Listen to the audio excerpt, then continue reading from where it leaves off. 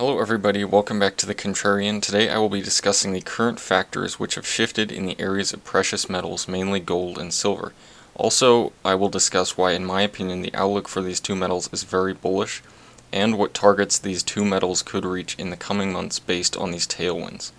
The first factor and most important factor I need to bring to your attention is that of changing investor sentiment. Now, to realize how important sentiment is, we need to look back roughly 4 to 5 weeks ago, which is when the double bottom gold experienced around 1700 occurred. And back then I made a video similar to this one of how the outlook for gold and silver was very bullish despite being beaten down and consolidating from the peak of around 2100 for gold down to just under 1700. However, at the time I made this video, sentiment was at extreme lows. On all of the places where I looked where sentiment can be tracked, such as trading chat groups, and all the way up to mainstream news channels and much higher end news sources that institutional investors commonly get, the majority of the investors and analysts and traders, institutional all the way down to retail, were voicing opinions such as crypto is replacing gold, or that gold and silver are somehow outdated and cryptocurrencies are the new real safe haven asset, that they're the new gold. Now, by and large, most of this was not true, and it was more of a media-driven distraction, but all this negative noise did serve as a major downward pressure on precious metals and miners. So, in other words, the marginal buyer was likely swayed to either stay away from gold and silver or to go to crypto. So to back this up, many momentum-chasing, hedge funds and institutions who were thinking of diversifying outside of conventional stocks and bonds, rather than choosing gold or silver, they tended to choose crypto as a way of capturing the frenzy-driven rallies which were taking place at this time, early May, late April. And unfortunately, many of these institutions or wealthy individuals did not seem to care what the fundamentals crypto had behind it, if at all. And it seems more likely that they wanted to buy into the more price momentum kind of part of it. So for the most part, they ignored any potential red flags and plowed liquidity into crypto, which drove it higher until roughly mid-May. However, fast forward from mid-May till now, and cryptocurrencies are now crashing across the board. This could be pinned to several reasons, Elon Musk backing out of his supposed support, if that really means anything, I don't know, but apparently it did. China targeting Bitcoin and exchanges, saying that they'll shut it down. But perhaps the largest reason is simply just the nature of bubbles when they peak. No more large buyers are coming in who are willing to buy Bitcoin at $60,000 plus.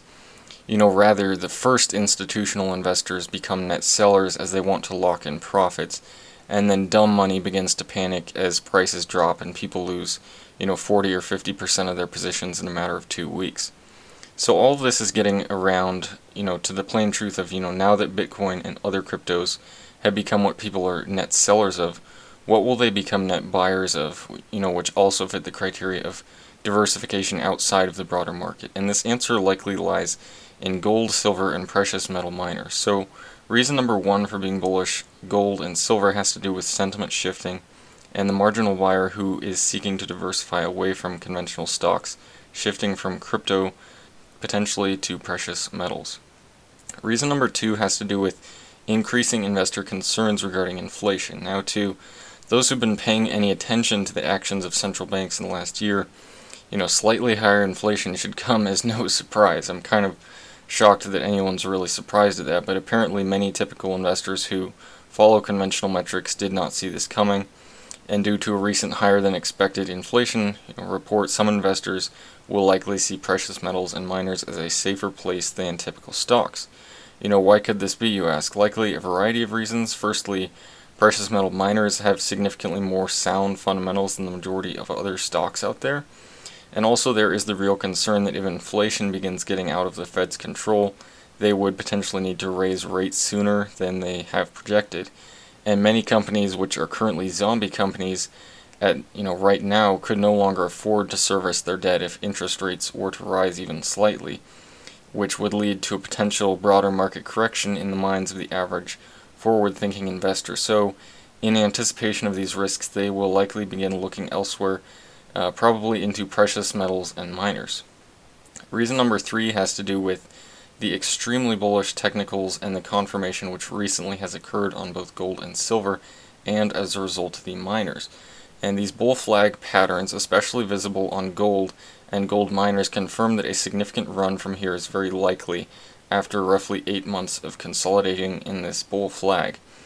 Also, looking on a longer term scale, looking out to 10 or 15 years, gold especially has one of the most distinct cup and handle patterns I've ever seen.